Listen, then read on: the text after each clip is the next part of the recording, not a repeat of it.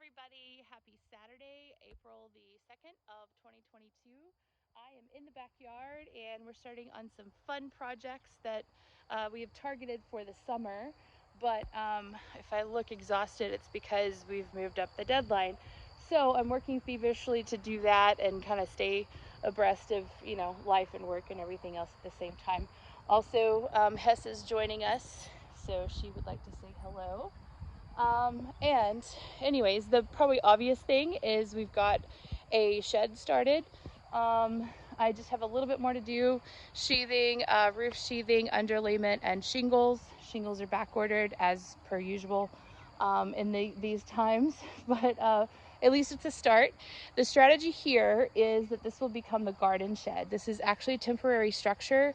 I'm also back ordered or on a wait list to get my property surveyed. Once I can figure out where the property lines are, then we can really start to set, permanent structures. And I'm actually going to start working on a fence, so I'm really excited about that. But I can't pull permits or do any designs or anything until I know exactly where the property lines are. So we sit and wait for a couple more weeks, unfortunately. But in the meantime, I can get this thing put together, and the strategy here is we're going to put all the garden tools, the lawnmower, all that kind of stuff in there. It can be locked up, it can be safe, it can be out of the way. And that will free up, sorry to make you guys sick, but the garage. So this garage actually wasn't originally in this space.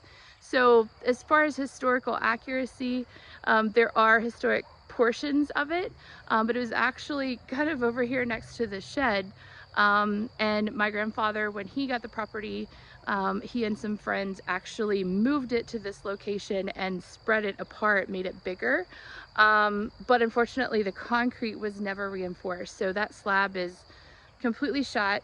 And I could not get a foundation company to come in and work on it. So it's actually a good thing because I had decided over the winter we're going to put a new garage back here pretty much where the truck is parked. So what's going to happen is we're going to gently take apart piece by piece the garage. We're going to save all the historic elements. So obviously this beautiful window, it needs glass of course, but beautiful windows and a couple of other things. There is some fantastic lumber in there. We're going to set all of that aside and hopefully we get the survey. Hopefully I can finally get some concrete. Story of our life here in Kerens. But anyways, we'll pour a new reinforced slab and put it a new garage. So there are other things that are stored in there. Still working on where I'm going to store those in the meantime, but that brings me to number 3. So this is the little house. I have not talked about it lately, but this is just as historically significant as the big house. There was a lady, at least in the census that I've found, Bessie Biggers, who lived here over 100 years ago. And she obviously cooked for the family, took care of the family. But this was her home and this is her history. And so we want to save that just as much. And this is the difference between renovating and redecorating and doing historic preservation.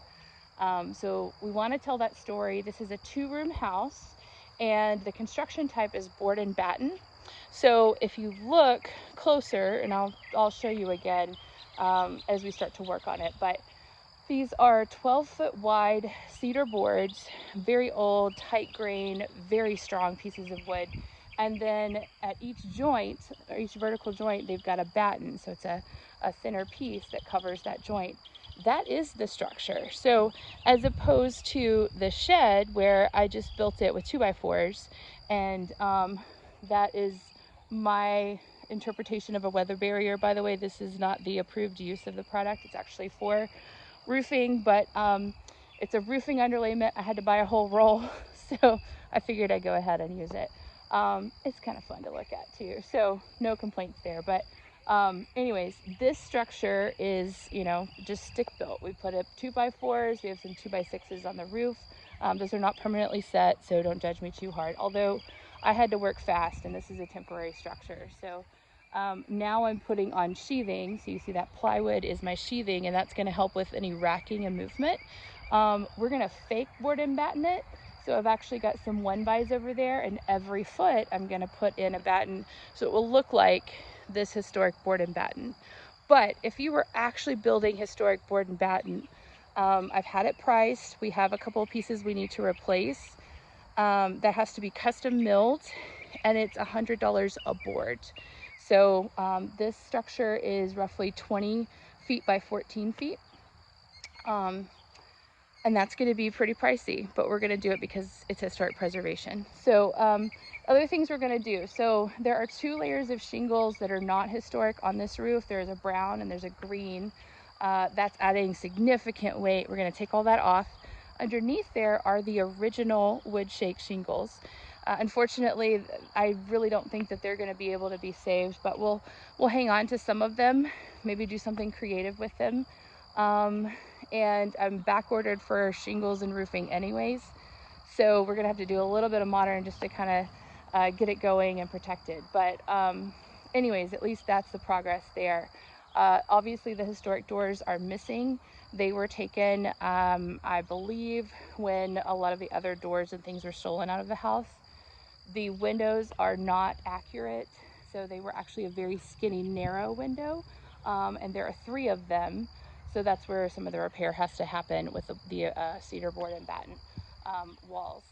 There also is flooring in there that's tongue and groove, just like the house that sits straight on joists. There's no sheathing underlayment under that. That is going to have to be milled. So I've been placing orders, and it will have to be milled. It'll have to be cured, all that kind of stuff. So good things coming, but it's going to be very expensive and very time consuming as we wait for things to come in and become available. So wish me luck on that.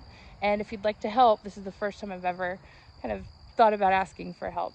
But this is a very important, significant building, just as much as the big house. In Kerens, if you looked at the Sanborn maps, which were historic insurance maps, these types of structures were all over all of our historic properties. So there was one on this property. There were actually 2 on the Layfield property, which is the property next to me. That was a big, beautiful house that burned down, and I'm assuming these were torn down as well. To my knowledge, this may be one of the last ones remaining in Kerens. So 120 years old, actually a little bit more than that. It has sunk a foot. I think mostly because of a ditch that hasn't been maintained, and we've got some water issues, so I got to get that fixed. But I think, again, if I can get that survey, I'm going to go ahead and start working on a fence, and I can go ahead and work on drainage as a part of that. So hopefully that will fix it. There was a kitchen chimney kind of an area in the back where she would cook, and so obviously that would keep smells out of the big house, that would keep heat out of the big house.